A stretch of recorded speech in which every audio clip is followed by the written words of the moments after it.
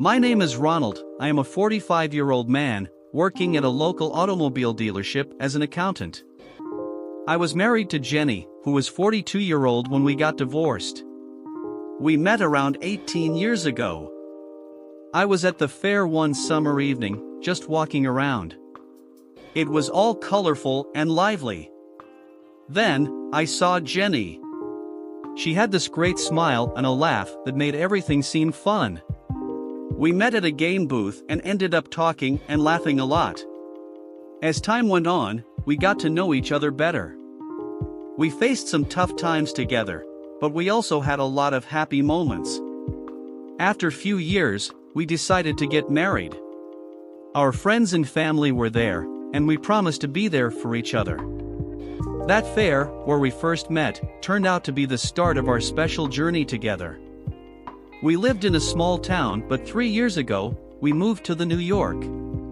I had to move as there was no jobs in my hometown. As soon as we moved, my life turned upside down. Since expenses were on the higher side, I had to put a ton of hours at work. I always took care of my wife and ensured that we have a good life. So far, we don't have kids and we do not plan one in the near future. I used to work during the days and Jenny used to ensure that the house was taken care of. She did all the grocery and most of the work was taken care by her. We took a vacation to the Caribbean last year with some money that I had saved. Not the cruise vacation one but a smaller on the beach one. She did complain that she wanted a cruise one. I promised her that in a few years I'll get her that dream vacation. Life was good, both in and out of bed. She did have a high drive though. There were times that I was tried but had to perform to ensure that things are settled and my wife sleeps satisfied.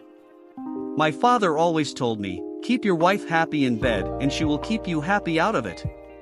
Everything was going fine till Jenny discovered the internet. She was not very tech savvy, but she used to check her emails, get on YouTube, but not much. Now she was getting on it and spending around 3 to 4 hours at a stretch. At first, I did not know about it, but I got to know about it when the quality of my dinner went for a toss. I asked about it, but she said that she was busy. The next change was in bed. She was trying new things. I asked about it and she stated that she saw on the internet. So, now my wife was also surfing corn in the internet. It was not bothering me a lot at first, but then one day I came home to find her on her phone making a video on her phone. She was making her daily vlog. I found it amusing and asked for dinner. She stated that she did not make it. So, we went out for dinner. She was happy that day as she had made her first TikTok video and it got 1,500 views. During our drive back home, I told her that it's okay to make such video as long as it does not impact your everyday schedule. Like it happened today. Jenny got upset and did not speak to me till we reached home.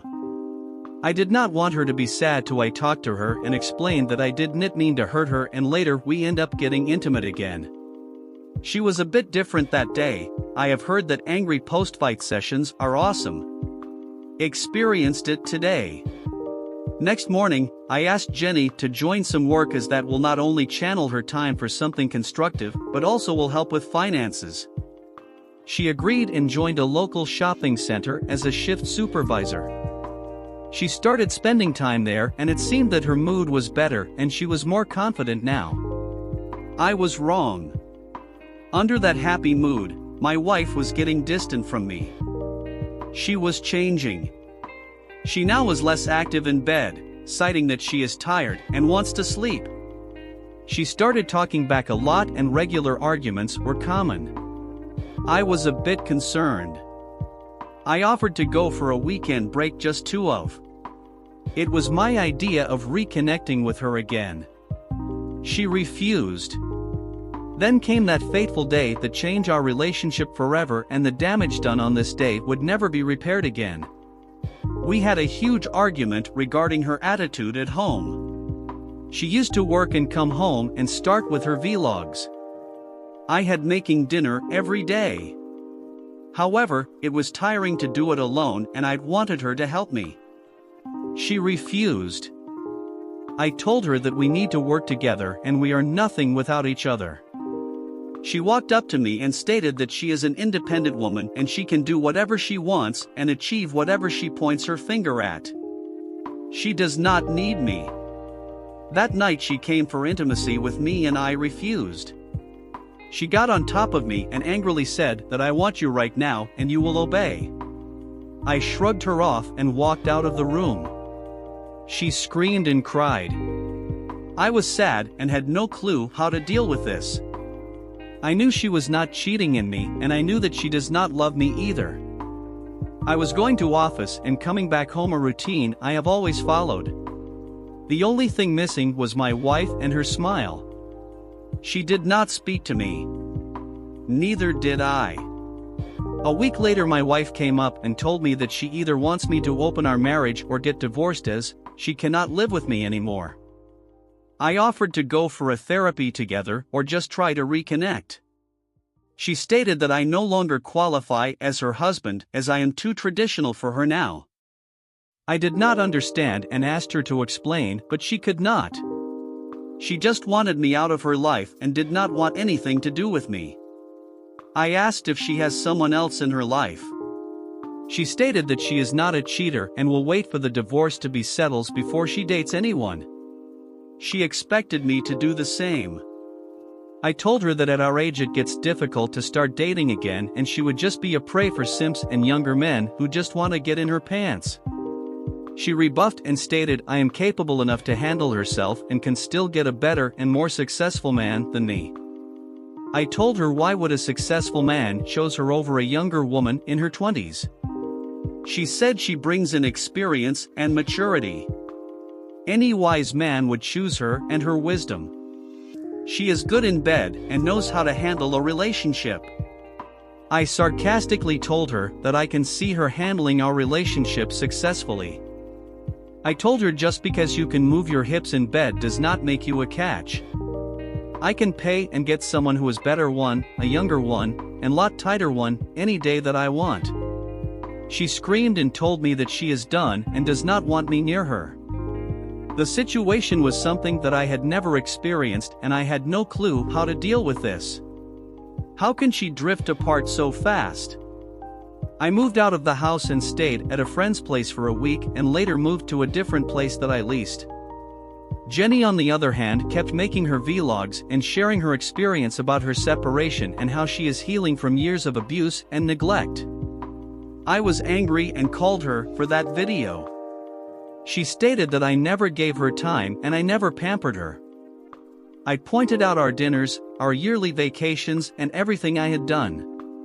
I asked her if all that I did for her ever mattered. She hung up.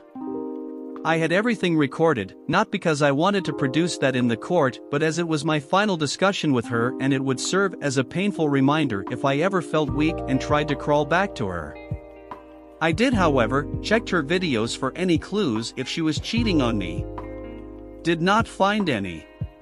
We got divorced 6 months later and I had to part ways with a lot of my hard-earned money and some investments I made during our marriage. I opted not to pay alimony and decided to have a one-time payment that would settle the matter. Jenny had agreed as it was better if we do not meet again. A few days later, a video notification came up for a new video from Jenny. I opened, and this is what she said. Got ghosted by the first guy I went on a date with after my divorce.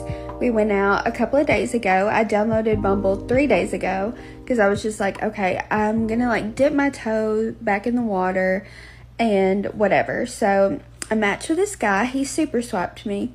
And then we started talking. He asked me to go out the next day. So we did. And we went out to eat for lunch. We went and played mini golf. We went out to eat dinner. We went to his house, watched a movie. I thought it went really well. He even said I would usually never ask a girl out from an app so quickly, but I felt really intrigued by you or whatever. And I even told him because we spent a lot of time together. I was like, if you need me to leave or whatever, then that's fine. And he was like, no, I'm a super straight up person. I'll just tell you if I'm not feeling it or whatever. So I think we have a nice time. I leave, and then, we talk a little bit the next day, like message back and forth. And then today I did not hear from him at all. And I see that he has unmatched me on Bumble, like deleted me off Snapchat, and blocked me on Instagram. And I'm just like, our last message, like, he asked me what I was doing. And like, I told him what I was doing. And then he opened that, and it was like, and it's really upsetting, like, not because I think this guy was going to be, like, the love of my life or because I really liked him so much, but it's more upsetting, like, the fact that this was my first, like, that was my first date since, my divorce, and it's like, okay, it's going to be like that then, like, I'm deleting this app. But, also because, like, whenever you have been, sorry, I don't mean to cry, but whenever you've been, like, hurt and deceived and, like, been through intimate partner betrayal, and you already doubt your intuition and, like, you don't trust yourself. And, like, I've been really, really good in my healing journey so far. Like, yeah, I felt like I did trust myself, and I felt like I've been doing a really good job. And then something like this happens, and it's just kind of like, maybe I overestimated, like, myself. Why he did that, I did message him on Snapchat, which I don't know if he'll even get it or open it, because he did unadd me. But I was like, if you didn't like me, you could have just told me. And it was funny because he, like, prided himself on being so mature, and he is a year younger than me, but he has 2 kids and, like, a good job, and, like, is a homeowner, and, like, I don't know, I just was not getting that vibe from him. This is called getting pumped and dumped. Yes, you overestimated yourself, and this scenario is exactly what I told you will happen. Your Chad did what he had to do for his one night of free fun. Young sailors always learn sailing on old boats. You are just an old boat.